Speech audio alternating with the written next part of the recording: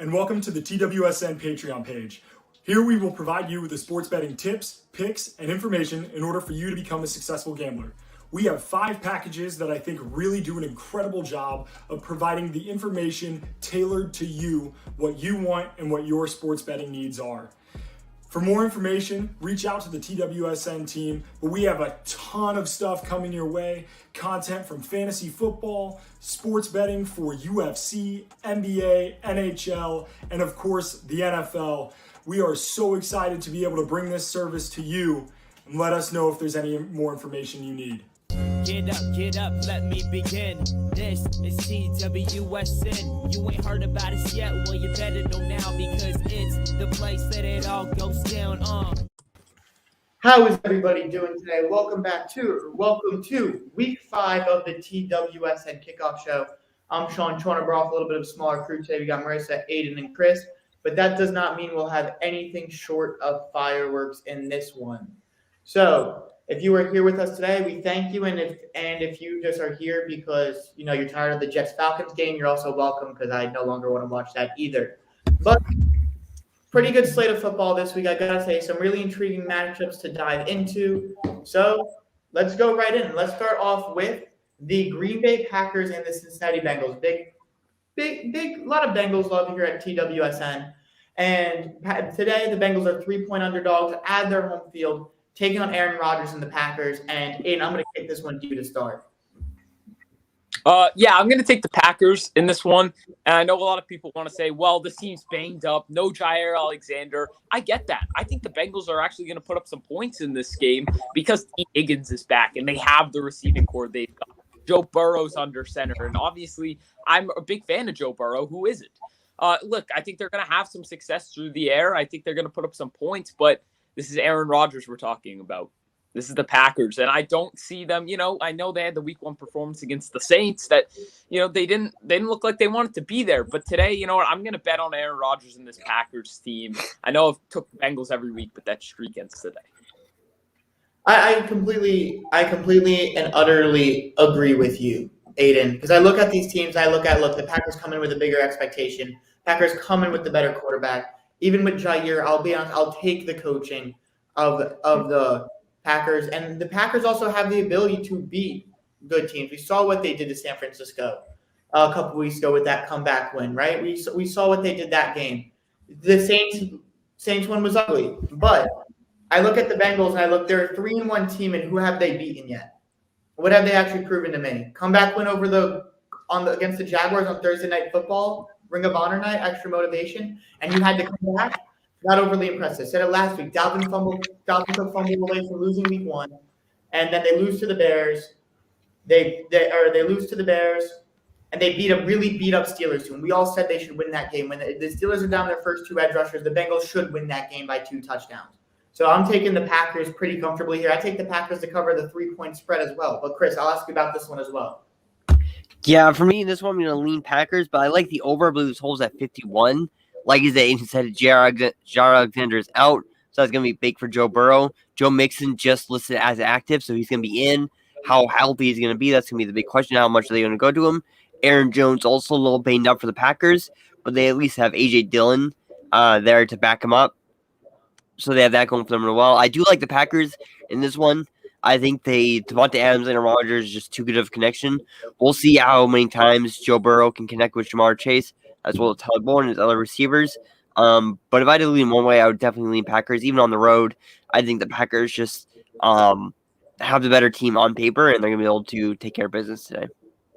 Okay, with that said, let's move on to game number 2, or the second game we're to talk about today. And that is, I'm going to be honest, if before the line on this game gets changed, we're talking about Detroit Lions, Minnesota Vikings. What I'm looking at right now, it's -10. The Vikings are 10-point favorites, but Dalvin Cook was just declared inactive. Wouldn't shock me if that had some effect on the lines. But even with Dalvin Cook active, the Vikings have a tendency not to – what? Did you just say Dalvin Cook's inactive? He's inactive. Okay. I have Alexander Madison in a lot of leagues. I just got very excited. Sorry. No, you're good. But even with Dalvin Cook, even if he was active, right, the Vikings have shown a tendency to get caught in close games, and the Lions have shown a tendency to be close in games that they should not be.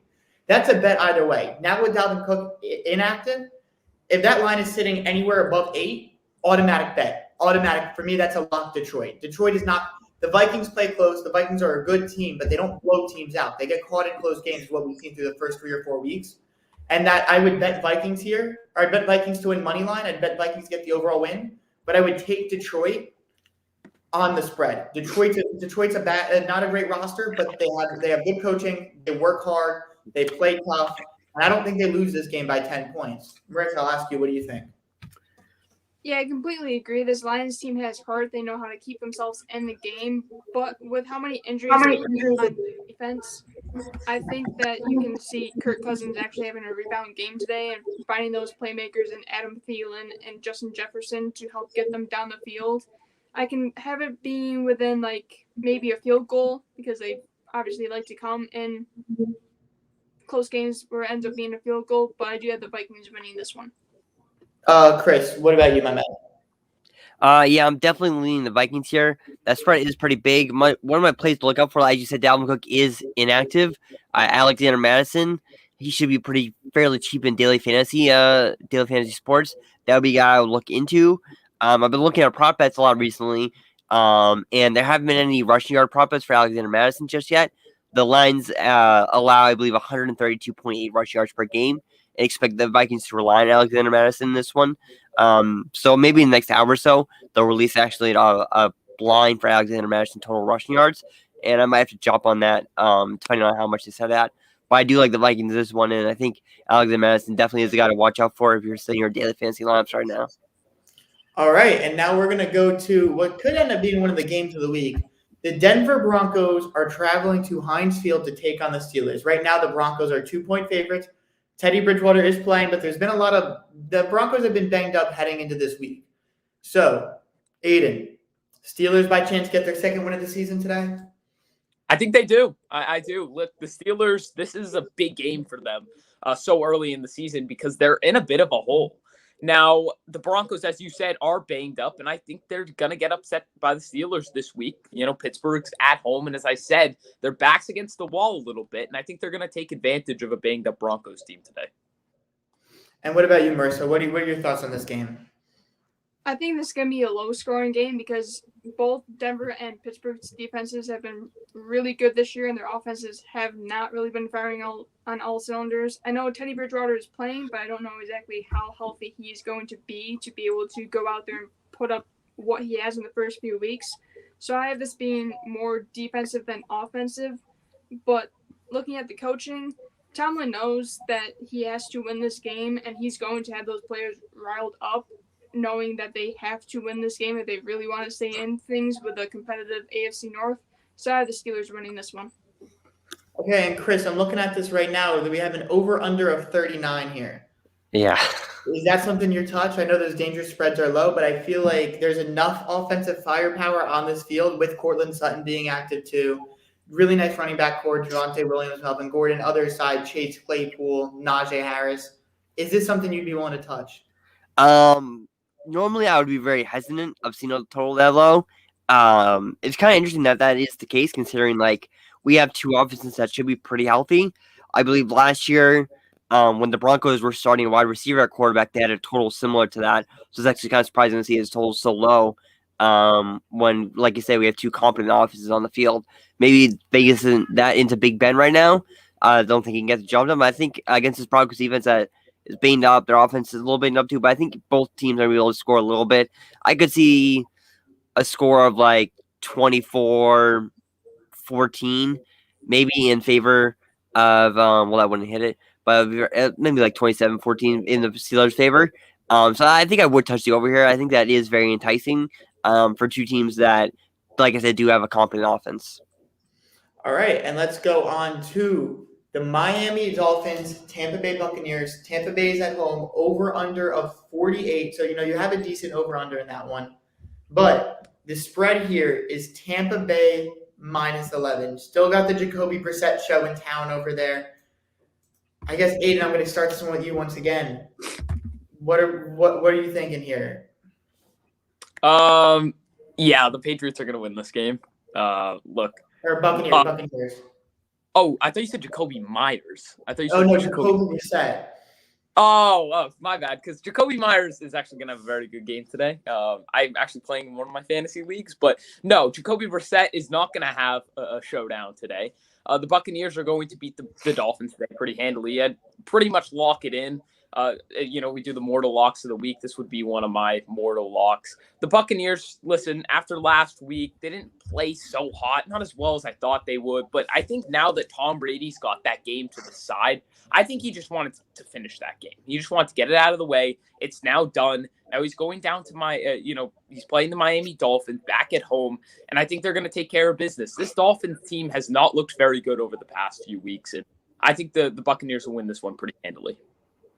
All right, and now, Marissa, I guess, what do you think Miami would have to do to maybe pull off an upset here? They would have to get pressure on Tom Brady, and I don't see that defensive line being able to do that.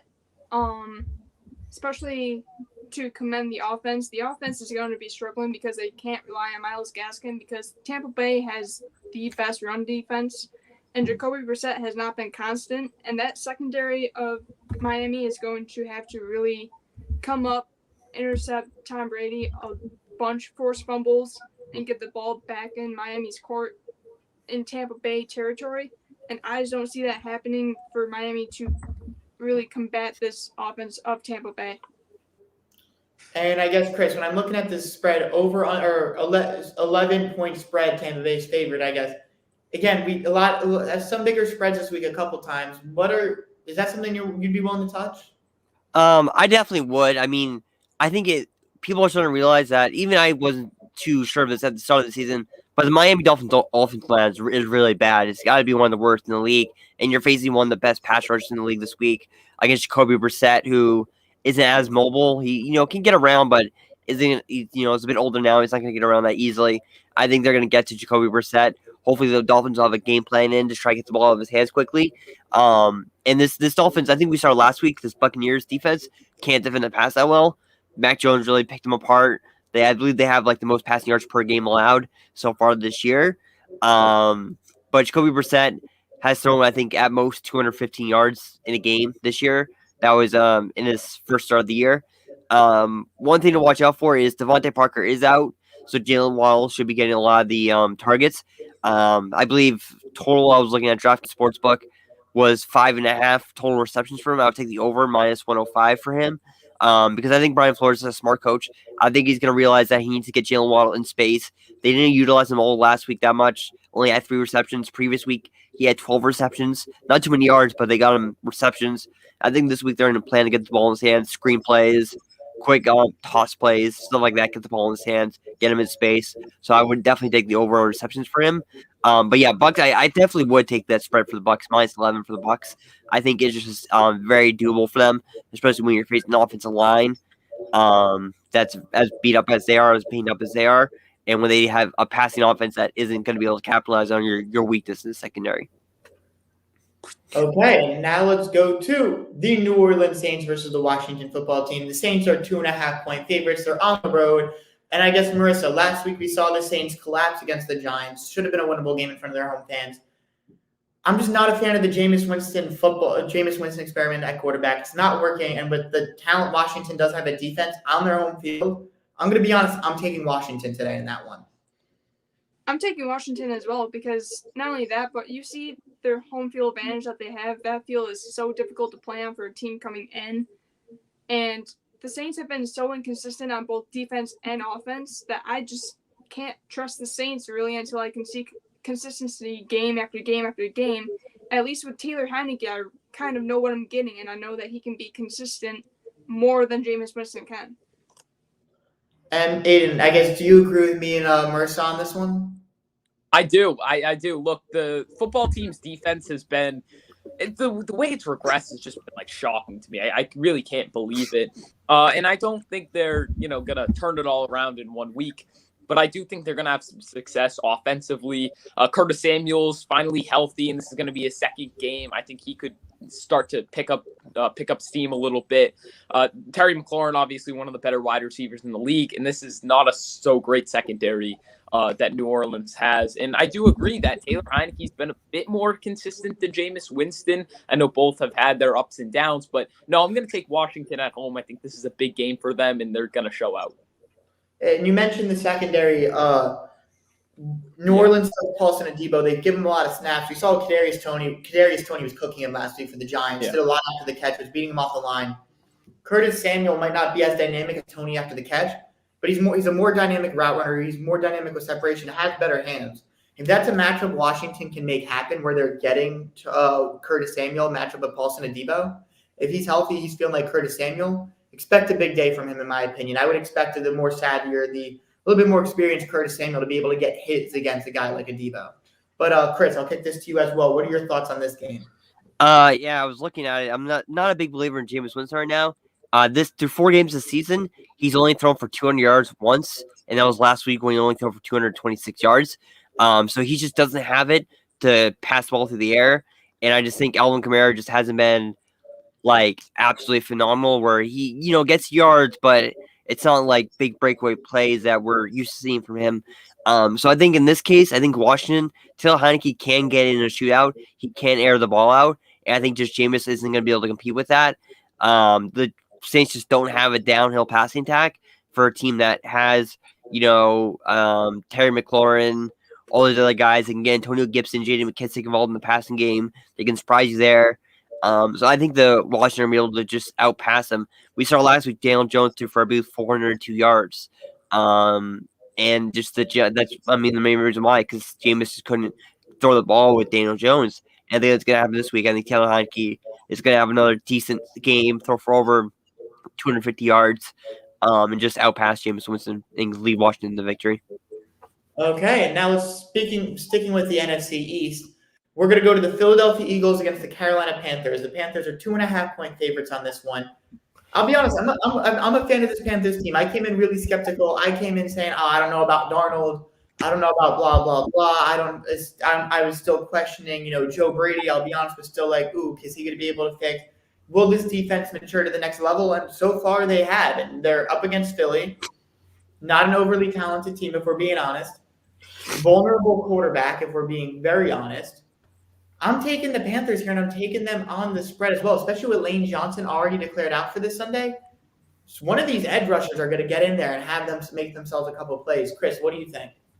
Yeah, this is going to be my moral lock of the week. I'm going Panthers money line minus 150. I'm in full agreement with you. I think this Panthers team is really good. I believe Christian McCaffrey is going to be out. He's listed as doubtful, hasn't been ruled out yet, but he's doubtful. I highly doubt they're going to risk him to play this game. I expect the big game from Chuba Hubbard against the Philadelphia Eagles, allow the most rushing yards per game this year. I think Panthers are going to mix in, make the game easy for Darnold. Darnold's probably going to get some read options, probably get another rushing touchdown, probably at least his 6th of the year, if not 2. Definitely will get 1. Going money line, they are minus 2.5. I do like them to cover, but Cardinals minus 3.5 burn me in week 2. So I'm just going to play it safe, go Panthers money line, minus 150. I think they're just the better team. They're at home. I think this line should be a lot bigger in Carolina's favor. I think they're the much better team. And like I said, I think they're going to be able to run because Chuba Hubbard has shown that he's a very competent running back so far. Hasn't broken out for a big game yet, but this could be the week where he breaks out huge. I love Chuba Hubbard so much. Him at Oklahoma State. Even when everybody slipped, I always maintained. If you know me, you know I maintain my love for Chuba.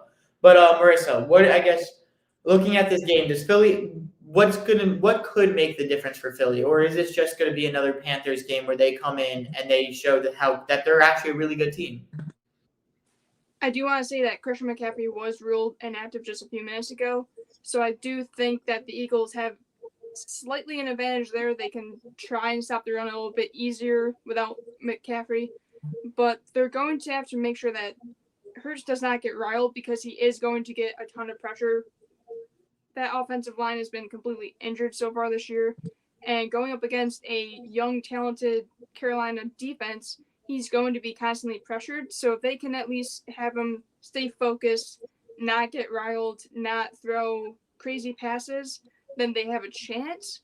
But going up against this Panthers team, it's not going to be easy for him. It's not going to be easy for this Eagles defense to try and get to Sam Darnold to slow him down at all.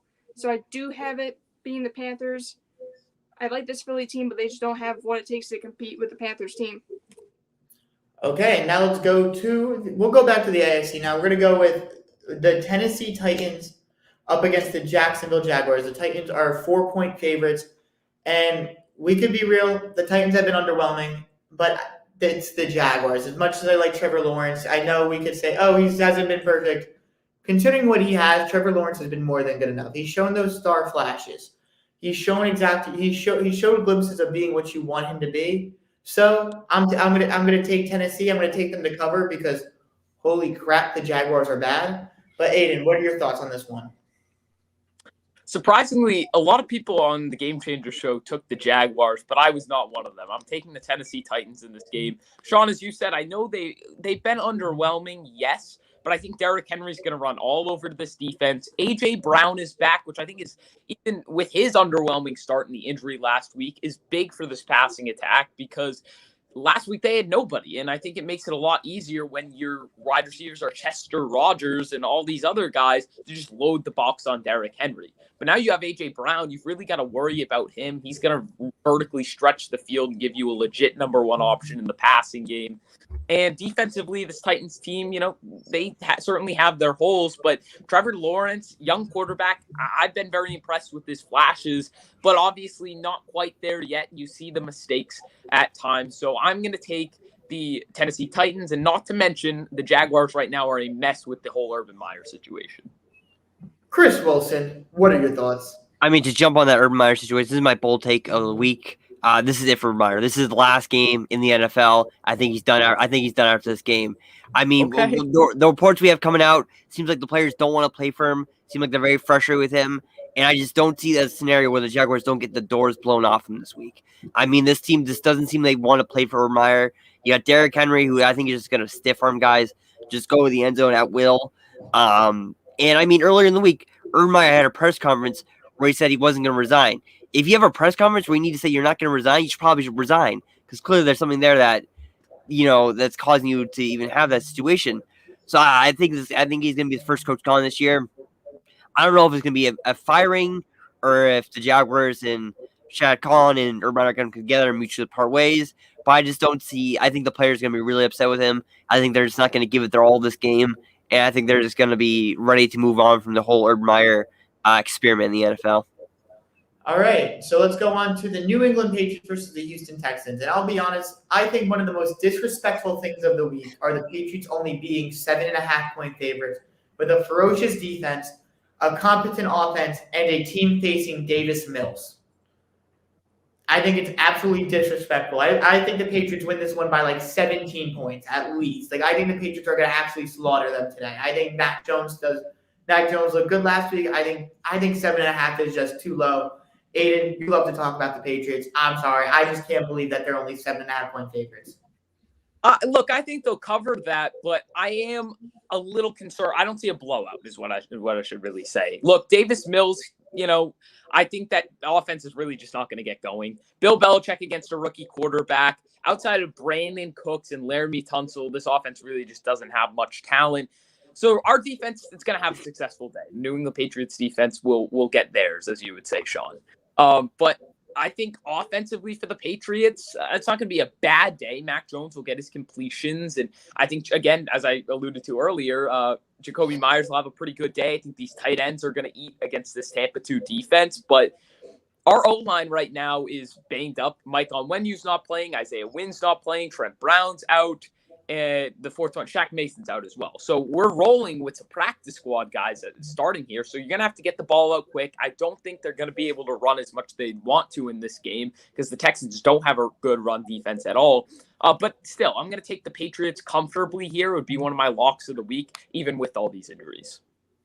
All right, Chris, our other Patriots man himself. What are the thoughts on this one?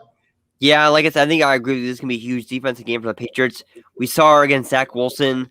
The Patriots had 4 interceptions with them. 2 of them were, I think, good plays, and then 2 of them were just Zach Wilson just not making good reads. I expect more of the same from Davis Mills. I mean, Belichick just plays really well against rookie quarterbacks, especially ones that aren't as mobile. Davis Mills isn't going to be able to get out of the pocket like Lamar Jackson. Like Lamar Jackson and Sean Watson did decently well enough against, especially just Sean Watson when they first played them. But I think just Davis Mills isn't going to be able to get out of the pocket, isn't going to be able to use his legs. I don't see that being a big threat. And like I said, I looked at Damien Harris' total rushing yards, the prop bet, but the 4 offensive linemen are going to be out for this game. I just don't want to touch that. Yeah, they could run the ball, but they're going to be out offensive linemen. Against the Texans' run defense, that is absolutely terrible. But I think Mac Jones is going to be able to do enough. I do agree with Jacoby Myers. I think one guy to watch out for is Kendrick Bourne. You might want to watch him on your fantasy football waiver wires. I think he's coming in, getting more targets from Mac Jones, getting open. And I think he could be a guy that could be a solid number 2 wide receiver for the Patriots this year in a offense that's going to look like it's going to pass the ball a lot better than they did last year. Okay, and then let's go on to the Chicago Bears and the Las Vegas Raiders. Raiders are 5.5-point favorites. We have an over-under of 45 for this matchup. Matchup is in Vegas, by the way. Marissa, give me your thoughts here. I gotta give it to the Chicago Bears for finally making this smart decision and putting Justin Fields in as a starting quarterback and using him correctly with Bill Lazor as the offensive coordinator. We saw him when he first made his start. They had him in a shotgun a lot. He's not very comfortable in shotgun, so they put him more under center. And look at that. He thrived. He was able to make the RPOs, the designed runs. But against this Raiders defense, I think this is where the offensive line comes back down to earth and they have so much pressure. I do like the fact that Fields is able to get outside and run if he needs to. But I just have to give the edge to the Raiders on this one. That defense is really good at stopping the pass. Not so much against the run, which is a blessing for them that Montgomery is out, but I do see Williams having a big day today. Honestly, if it keeps up with the trend that they have been having at Allegiant Stadium, it's going to be an overtime game, and it's going to come down to the Raiders in overtime, but I do have the Raiders winning it. And Chris, I'll go to you for this one. Bears, Raiders, I'm going to be honest. I'm going to take the Raiders as well. Just still not sold on Matt Nagy having 2 straight weeks of good coaching. So, but even though the Gruden situation, they've also been dealing with a little bit of a distraction. So, like, it kind of evens things out for me. I would take the Bears spread. I take the Bears plus 5.5, but the Raiders on the money line. Yeah, I like the Raiders outright too. I would definitely look at the over here. I think the total is 45, about in that range. I think this definitely has a chance to hit the over. I think the Raiders we've seen they have a really good passing offense. Derek Carr right now is going to be leading an MVP campaign because his passing is just doing really good. He's got some good receivers that can get the ball from. Hunter Renfrow is a menace. I would pick him up in daily fantasy sports. He's pretty cheap. And I think they're looking for Hunter Renfrow every play. They're trying to get the ball in Hunter Renfrow's hands every single play. And that will hopefully open up more opportunities for Henry Ruggs downfield and deep ball plays. But I do really like the Raiders in this one. Like I said, I like the over. I think the Bears are going to be able to do enough. I think they'll have a good game plan for Justin Fields to get him involved, get some points on the board. But I think the Raiders are going to have a lot of deep field shots. They're going to get him points on the board. And I see the Raiders win this one. Okay, let's move on to what on paper is going to be the game of the week. In reality, I think it will underwhelm. Or the second best game of the week. Best game of the week is Sunday Night Football. But second best game of the week, Browns and Chargers. 2 teams with a lot of hype, 2 teams looking to make a statement is how I put it. Both of these teams, when you look at them, there's a lot of talent. Can they put it together? Herbert takes down Mahomes a week or 2 ago. Herbert, he's looked like Herbert. But Baker Mayfield, I think this game comes down to quarterbacks. Baker Mayfield, Odell Beckham still just look off on chemistry. And overall, Baker's just been underwhelming after a pretty solid campaign last year. Year 4, make or break year. Right now, I said in the TWSN group chat the other day, I'm leaning towards trying to replace Baker Mayfield because I think this team is a quarterback away. And I just don't think Baker Mayfield is said quarterback. So, Aidan, I guess thoughts on this one? Yeah, one of the tougher games to predict of the week, but I'm going to go with the Los Angeles Chargers. No, look, they're at home. Shaun, it's not your fault. It's all me. It's all me, man. But no. The Chargers have looked better than the Browns this season. One of the biggest reasons is because of the quarterback. Both these teams are well-rounded, But Baker Mayfield, the torn labrum, I think that's played a factor. You saw him miss a wide open Odell Beckham Jr. He hasn't shown up in those big moments. I do believe this Browns team is kind of a quarterback away. Don't get me wrong. I think Baker Mayfield will start to play better the healthier he gets. But right now, he's not healthy. And he's going up against a tough Chargers team. I'm giving the Chargers the advantage at quarterback. Both these teams are well-rounded, well-coached. But that quarterback advantage with the Chargers at home as well, I think those are two big advantages. And that's why I'm taking the Chargers this week. Okay, and Chris, hit me with the prediction, man. Yeah, I love the Chargers in this one. Chargers -2.5. I think they're just a better team. Like I said, Aidan said about Baker Mayfield with the torn labrum. How is that going to play out? They're definitely going to try and get the play action involved. Apparently, Odell Beckham Jr. also has a torn labrum, which seems like that could be an issue as well for him, just his downfield plays. So I think the Chargers are going to be able to have more just great opportunities here. I think last week we saw Keenan Allen and Mike Williams both had 2 down weeks. Justin Herbert found Jared Cook a whole lot last week. Might look for tight ends again this week, but I expect bigger games from Keenan Allen and Mike Williams.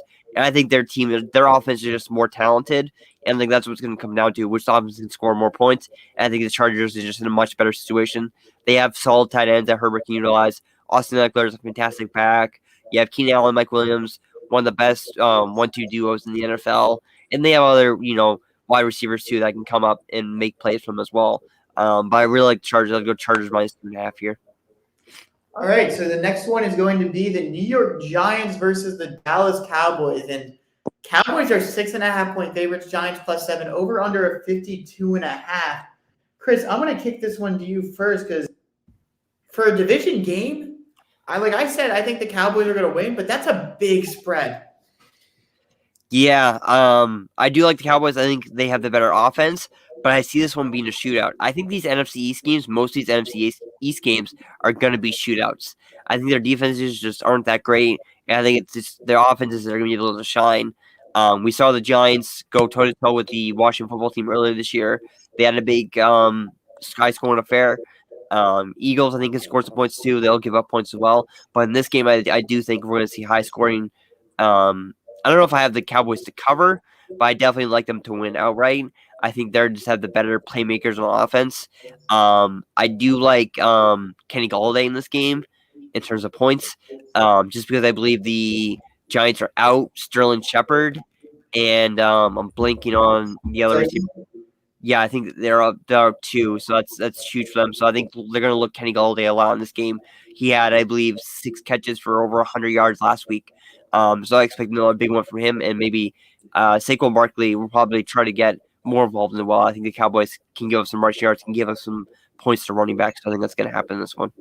See, I'll be honest, I just wouldn't touch this game at all because the Giants, like you said, they're so beat up because Andrew Thomas is going to be out today. He'll likely be out. He used a game-time decision, and the Giants promoted a guy off the practice squad last night on the offensive line. Not a very good sign. Like you said, Shepard, Slayton, out. On the defensive side of the ball for the Giants, they're without Peppers, Blake Martinez, the two of their most crucial pieces. I think the Cowboys are going to eat here. It's just because it's a division game, I don't like touching it. If these teams were out of division, I would probably say the Cowboys. I would say Cowboys comfortably, but Zeke's been hurt or banged up a little bit this week. So a lot of injuries kind of affecting this game that kind of make me question, but I do think it's going to be close to the spread. The key for this one hitting the spread for me is do the Giants turn the ball over. Trayvon Diggs, 5 interceptions this week. Micah Parsons going against a beat up offensive line. That's the big question. Daniel Jones has avoided the turnover bug through 4 games. I believe it's 1 interception. It was a Hail Mary interception. He's been pretty good so far this year. You got to work Kadarius Toney inside. You got to make sure you're not forcing the ball to Kenny Golladay, and you control the clock. And if Saquon plays like he did last week, the Giants will keep this game fairly close, in my opinion. They need to control the clock, not force anything, and just play smart. Play smart football like they have, because the Giants, outside of week 1, been in every single game. 1-1, the other 2 they lost, they've been in them all. But overall, I'm still taking the Cowboys in this one. But I do think it'll be a better game than given credit for, because I do think the Giants are going to be riding a little bit high, a little bit of an edge. But I think the injuries, talent efficiencies ultimately make the difference. Now let's go out to the best division in football, the NFC West, my favorite division. But it has not been as chaotic as I would like. Arizona's been a little bit too good for the chaos to ensue. And speaking of the Cardinals, they are 5-point favorites against the 49ers. We have an over-under 48.5. And Marissa, what are your thoughts here? I'm excited to see Trey Lance finally make his starting debut. This is the first time that all first-round quarterbacks have finally started a game on the same day, so this is going to be really exciting to see what Trey Lance can do with a full week of practice as the starting quarterback. With that being said, though, George Kittle's out. That's one less target for Lance to rely on to really get the ball going down the field. Brandon Ayuk, who knows what's going on with him, and Shanahan, no clue why he has not been used more in packages or why he has not even been targeted more. So I'm going to see Debo getting covered a lot by this Arizona defense, and this Arizona defense getting pressure a lot up front on the 49ers. And I don't trust the 49ers secondary to really slow down this Cardinals offense that has been firing on all cylinders. And they have Hopkins, Kirk, AJ Green, Rondale Moore. How is the secondary really going to slow down those four receivers when their secondary has not looked good all season? And Aidan, I'm going to be honest, I completely agree with Marissa. Four really well-balanced passing attack. You can't guard all four of those guys every play. They're too unique. They have 5 receivers with more than 170 receiving yards, and we're only 4 weeks in. The rest of the attack's been solid. Kyler Murray is just a dog, arguably best edge rushing duo in football with Watt and Chandler Jones. So what can San Francisco do to win? What can they do? I think offensively, I want to start there.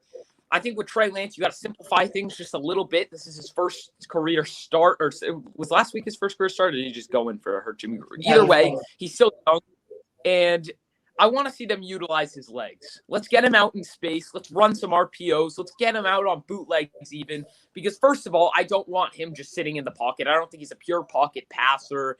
I think his legs are really where his strength's at. And the Cardinals have a really good pass rush that can get some pressure. So let's get him out in space. Let's let him extend plays, because to be completely honest, I'd take Deebo Samuel and Brandon Ayuk over this Cardinals secondary, specifically what they have at cornerback. I know obviously George Kittle's out and that'll hurt, but I'm not huge on the Cardinals secondary, even though they played a little better than I thought they would. Defensively, it's going to be really hard. As you said, they've got 4 wide receivers. Even if you cover all those guys up, Kyler Murray can take off with it. You can hit Chase Edmonds on a check down, and he can make plays as well. This offense is just so dynamic in the passing game. I think really just what you've got to do is try to drop, 7, 8 guys back on every play, because if you try to rush Kyler Murray, he's most likely going to scramble outside the pocket. You're not going to have enough help in the secondary. They're already banged up in the secondary too, so they're going to let up points. They just have to try to maximize their offensive game plan and keep up with the scoring. Just in case anybody is curious, for an update, the Jets-Falcons game is now at 20-17. Michael Carter, who I know Aidan has in a fantasy league, just got in the end zone. He's actually, Aidan, for you, if you're in a PPR league, I don't know if you are, he's got 3 catches, 20 yards, 38 rushing yards, and a touchdown. Getting a solid 12, 13 points probably right there. So you take that from a nice RB2 or flex spot. But let's move on to Sunday Night Football, game of the week. Yes, they gave us a matchup we wanted. After a horrible Sunday Night Football, or a Sunday morning football game, I'll say, that they handed us, an awful Thursday Night Football game matchup, in my opinion, ensuing. We have 2 of the 10 best teams in football, 2 potential Super Bowl participants in the Chiefs, who have been underwhelming, and the Bills. Chiefs are 2.5-point favorites. Chris Wilson, let me start with you. What are your thoughts here? In this game, I like the Chiefs. I think the Chiefs have really underperformed this year, and I just don't see them falling to 2-3 on the year, but losing to the Bills. I do think it's going to be another shootout. We have 2 great passing offenses. Both teams can run the football a little bit too, so I wouldn't be surprised if they try to get the running game involved, try to throw the other team off tempo. But I think it's going to be a back-and-forth contest. I think it was something crazy where the Chiefs, maybe since sometime last year or something, they haven't won by more than 1 score. Really, even when they win, their games have been within 1 score lately. So I think that's a huge thing to watch for. I do like prop bets for Devin Singletary and Zach Moss. 2 guys that have 2 fairly low rushing totals. Maybe one of them has like 30, one of them has 20 total yards rushing. They think they're going for. Either one of them could go off. I would lean more to Zach Moss getting more touches in this one than Devin Singletary. But I do like the Chiefs in this one. I think Travis Kelce had a quiet week last week. I think they'll try to get him involved. This will also be the first game Josh Gordon will suit up for the Chiefs. And I do think that maybe he won't get as many targets, but he could definitely be a decoy. Bills will have to account for him, which could leave open Tyreek Hill for more yards, could leave open Travis Kelce, might get another wide receiver involved. So but I do like the Chiefs in this one to win outright. I think they'll just do enough to beat the Bills. Okay. So, Aidan, where do you stand on this fantastic football game? I stand more like I'm taking the Bills because I just think they're the more complete football team. They've looked better to start this season after that week 1 performance. They've been one of the best teams in football, but the Chiefs could easily win this game. As Chris said, it's tough to see them falling to 2-3 even after this, slow start. But this defense is not going to be able to stop this Bills offense. And I think this Bills defense will at least have a little bit of success against this Chiefs offense that is explosive. It's very, very good, but they do run a bit hot and cold. You'll see them go like 3 straight drives where they just can't get anything going. Their scoring really comes in those spurts. But I am going to take the Bills, as I said, just for all the reasons I mentioned. But it is tough to see the Chiefs fall to 2-3, especially at home. I could easily see this being one of those games that they pull out in a close one. And now everybody's saying, oh, we shouldn't have doubted the Chiefs. I could easily see it ending like that. And Marissa, what about you, homie? There's 3 key factors that are going to contribute to the Bills winning this game. First of all, running the football. The Chiefs' defense has completely not been great at stopping the run. They have allowed 584 yards and 8 rushing touchdowns so far this season. And with Devin Singletary and Zach Moss both on the field, Devin Singletary getting them down the field, and with how productive Zach Moss has been in the red zone, that will contribute to them leading the score, leading in time of possession. Keeping Mahomes off the field, keeping that offense off the field is going to be a huge key. And sticking with Mahomes has been making a lot more, I'm going to say, not thinking through his throws and leading to a lot more mistakes, a lot more interceptions. The Bills' defense leads the NFL in takeaways right now with 11. If they can keep up that production with the takeaways this game and make sure that when the Chiefs' offense is on the field, they get them off really quickly with forcing fumbles, forcing interceptions, pass deflections. That's going to be another key for this defense in this game. And the third key, compared to last year in the championship game, is going for it on 4th down. Instead of sending your field goal unit out there to kick a 3-point, you need to score touchdowns every single time that you're out there. Because this Chiefs defense does know how to score. They've been putting up 30-plus points a game, and if they don't put 30-plus points up a game, they would have lost a lot more this year. So Sean McDermott needs to be aggressive. He needs to get the ball in Josh Allen's hands, constantly trust his playmaker, just like you saw Herbert do and Jackson do. Those 2 players, they went for it on 4th down, and it helped them out in the long run, and they won it. So if the Bills can do that, they can win this game. I think the Bills will do exactly that. I think they will win this game. I think they have the more balanced rushing attack. I think they have the more balanced receiving core. I think the best receiver on the field is on the Kansas City Chiefs, as is the best tight end. But overall, which team makes less mistakes is what we have to ask ourselves, right? The quarterback on the Chiefs makes more mistakes. The defense on the Chiefs is a lot weaker. Offense wins games. Defense wins championships. I think the Bills are a team more built for the playoffs right now. But I have to sit there and ask myself, who will make that crucial mistake tonight? And you don't know who it will be, because it could very well be either of these quarterbacks. But I'm going to bet, based off what I've seen in the first 4 weeks, that Josh Allen will not make that mistake. I'm going to put the money on Josh Allen tonight. I like both quarterbacks are top 3 or 4 at their position. You live for games like this. You live for shootouts like this. There's a chance this is a 45-38 game. There's a chance we see Ole Miss Arkansas yesterday type quarterback performances, things going absolutely bizarre, going absolutely crazy. But with that said, one team has to come out on top unless we tie, which would be very disappointing.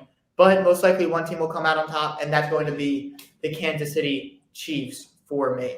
But we are not quite done yet with that. We saw Monday Night Football. I'm so sorry, guys. I almost blanked on that because I got so excited about that game. Monday Night Football, the Ravens are 6.5-point favorites against the Indianapolis Colts. And Aidan, I guess, what are your thoughts on that game? Yeah, I'm actually going to take the Colts in this one for an upset. The Ravens have gotten off to a bit of a better start than I would, and the Colts have a very, very hard schedule. But I see them with their back against the wall still a little bit, even after the win last week. I see them scraping and kind of pulling off a win here. This is, again, a very tough start to the schedule for the Colts. But listen, in this game, Michael Pittman's been great to start this season. I know Carson Wentz is going to, have some pressure in his face, and he's still dealing with some bad ankles, but I think he's going to be able to get the ball out. Nyheim Hines, Michael Pittman, all these guys that we talk about, I think they're going to run the ball as well fairly successfully with Jonathan Taylor. Their game plan a week ago was just feed Jonathan Taylor, and it worked to an extent. So, yeah, I'm going to take the Colts in this one, but it's definitely one of my riskier upset picks of the week. Okay, and Chris, what are your thoughts here? I have to go with the Ravens in this one. I think they are a little banged up, but I do like them to go over the Colts. I believe they're at home too as well. The Colts, I think they're just kind of a mess right now, especially with Carson Wentz. He just isn't playing up to what they thought he was going to play. Colts, the defense hasn't been as good as they have been in years past. They've had a few injuries here and there as well. I just like the Ravens to just be able to outrun them and just be able to make bigger plays, have big yards, and just be able to run away with the game. Okay, and with that said, let's give a little bit of a preview for next week's games. Thursday night, we have the Tampa Bay Buccaneers going on the road to a hostile environment in Philadelphia. And I guess, Marissa, Philadelphia fans, prime time, do the Eagles stand a chance in that game against the defending Super Bowl champs? I think they do stand a chance. I think that against this defense, Hurts will be able to throw the defense off a little bit, get passes down the field, be able to ride the momentum that the crowd is giving them. But I see the Bucs coming out on top for this one. I don't see that defense of the Eagles being able to really stop Tom Brady either. And I got to give it to the more experienced quarterback in this one, and that is Tom Brady. Okay, Chris. And then to finish it up today, we have next Sunday, we have another London game. Once again at Tottenham Hotspur Stadium. We have the Dolphins taking down the Jaguars. Do you think the Jaguars would actually fire Urban Meyer heading into a London game specifically? Oh, you're I definitely think they could. I don't know if you want to make him go to London, be a distraction. It'll be a tough thing to do, but I think do you want that to be your guy going into a big game like that where there's going to be a lot of press? How do you think the London media is going to talk about that? You're going to have to do press conferences, all that, interviews, talking about that. Your head coach seems to be unliked by the players. There's a couple scandals going his way, controversies. Maybe if he does survive this week, that could be his last week because I just don't see the Dolphins. I don't see the Jaguars beating the Dolphins in that week. I do think anything can happen in London games with teams making the cross, out of country flights. But I do like the Dolphins in that one. And yeah, I do think Urban Meyer will be gone by then because I do see a loss in their fortune this week. But I think that if he's not this week, it's coming next week, I think. All right, sounds good. And that's going to do it for us here on the TWSN Kickoff Show. Guys, remember, find us on Instagram, Twitter, Facebook, and also subscribe to the TWSN Patreon. You see it on the bottom. It's our betting page. Not a lot of money, but it can make you a lot of money if you know what I mean. If you want a little bit of an edge in the gambling world, you like FanDuel, you like whatever, subscribe to the TWSN Patreon. And remember, find me, Marissa. She does a great job covering the Bills each and every week. Chris and Aidan on our social medias for constant football content, updates, articles, and even want to know we're going to be back on doing other stuff. Thank you guys, and have a good one. Get up, let me begin. This is TWSN. You ain't heard about us yet, well, you better know now.